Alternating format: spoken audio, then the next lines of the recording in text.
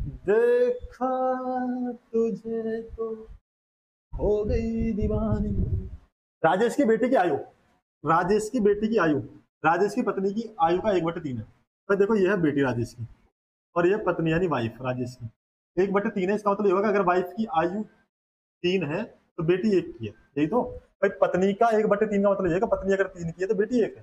ठीक है, सही है।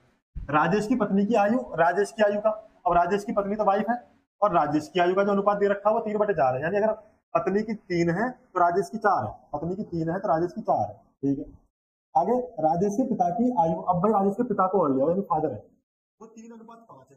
भाई अगर ये कह रहा है कि राजेश के पिता की आयु का 3/5 है, यानी अगर पिताजी 5 के हैं तो राजेश 3 का है, यहाँ 4 का, तो मैंने नीचे 3 का लिख दिया।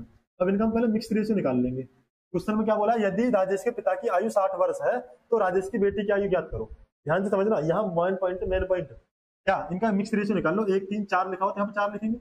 ऐसे ही हमने अनुपात लगाया, यहाँ आगे 3 का और 3 का 3 लिख देंगे। आपको पता कैसे करते हैं भाई, जिसके जिस नंबर के सामने जगह खाली पड़ी हो उस नंबर को लिख देते सामने तक, है ना।